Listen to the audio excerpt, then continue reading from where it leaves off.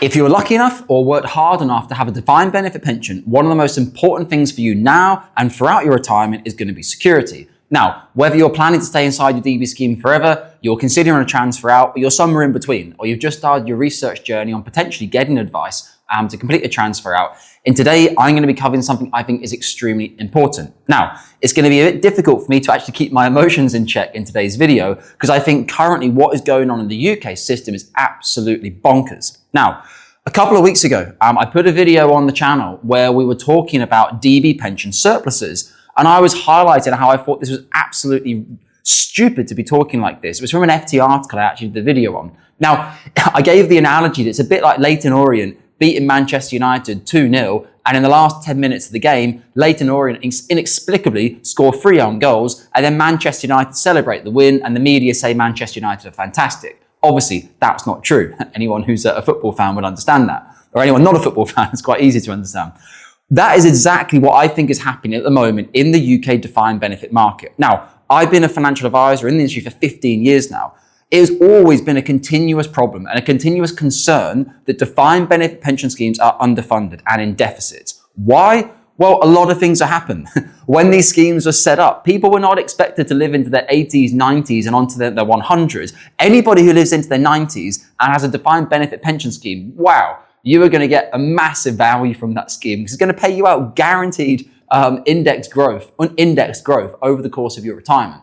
However, what is happening at the moment, I think, is just ridiculous. To now talk about DB schemes being in a surplus when just a matter of years ago, they were criminally underfunded. And it was a massive, massive point and something I talked about a lot with a lot of members and people I spoke with.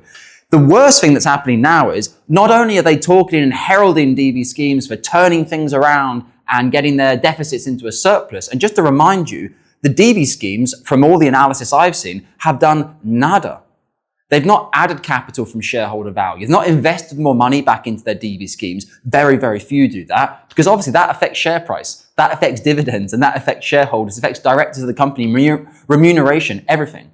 Are they really that bothered about their deferred members who are no longer part of the company? No. This has been evidenced over the course of the years that they allocate money into projects to try to grow the company. Fair enough. If they have 10 million they want to invest and they think a project can times 2 or 3 or whatever the return on investment is compared to funding the deficit in the DB scheme, I understand it. Businesses are businesses and they're to make money. However, the biggest problem I see now is we're now talking about defined benefit surplus refunds.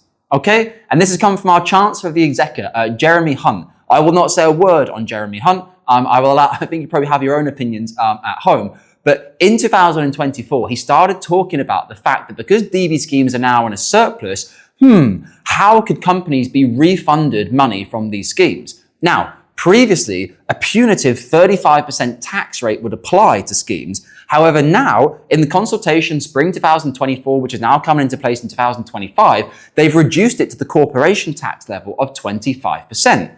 So that's basically incentivizing DB schemes that previously had to pay 35% tax to get money out of the DB scheme would now only be 25%.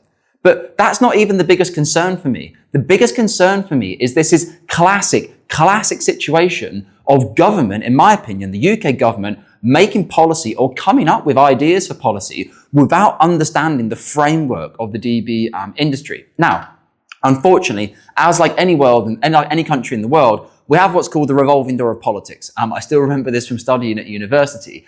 And obviously, the richest CEOs and founders of companies and all the people in the UK that run companies are best friends at times with the politicians or those in a position of influence and power in the government. So you have to ask and wonder to yourself, where has Jeremy Hunt come up with this idea? Did he come up with it on his own to make more money for the UK government in terms of this 25% tax? People are estimating it could create 1 billion or 10 billion for them over the course of the next decade.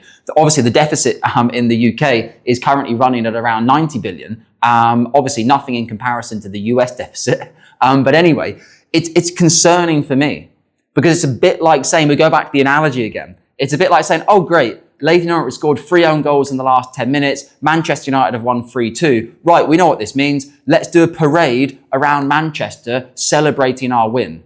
Oh, and also we'll sell a ticket for that and we'll charge people £100 to turn up to the event. There's a massive conflict of interest here for me. And there's so much criticism. Well, there's a little bit of criticism online. The large majority is talking about how this is brilliant for defined benefit pension schemes. There'll be, well, I should say the employers. The refund would typically go back to the employer, which would then allow them to reinvest in other projects and stuff in the company. I understand the economics of it and how if there's a surplus of assets in the DB scheme, that money could be taken back to the employer for them to reinvest and to grow their company and produce more GDP for the UK economy. But I think it is extremely short-sighted and I think it is so silly.